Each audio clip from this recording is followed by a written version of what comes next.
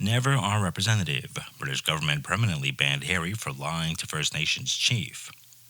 Prince Harry has held talks with Canada's First Nations chiefs about the Crown's commitment to Indigenous peoples. The Duke, who is in Vancouver to attend an event to promote the Invictus Games next year, said he hopes to learn more about Canada's reconciliation process.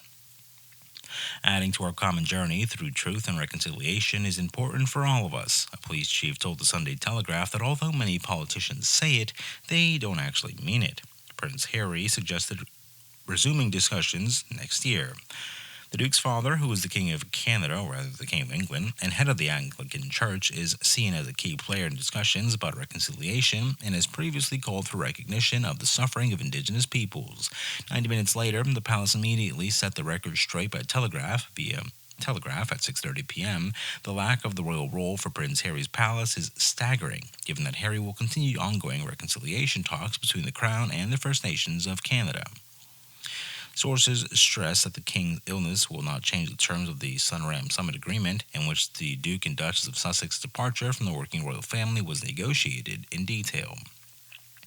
Therefore, the Duke of Sussex has no way to take on a temporary working role in the royal family, while his father's ailing writer and broadcaster, Esther Crook, said that it was not particularly appropriate for Prince Harry to meet Canada's first head of state about the situation, as he is no longer a working royal anymore, and it's not really relevant because it depends on his abilities and this encounter with the Indigenous people.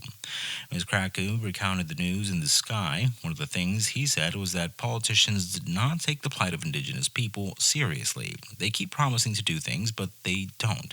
The question is, what will Harry do about it?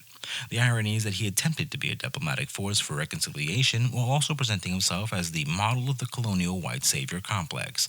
The Governor General should demand that he cease and desist from any attempt to portray himself as anything other than a private citizen. A written palace statement said unconditionally that the duo did not represent the Crown in any capacity and are no more than independent commoners living outside the UK, and the Commonwealth may have to go to great lengths to avoid possible future international incidents.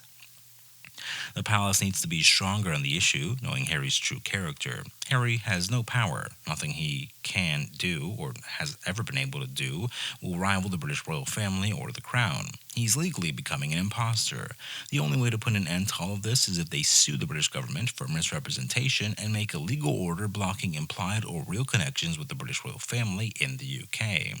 This will no longer be a family matter, but rather a legal matter. This also includes presenting yourself as royalty in any other country.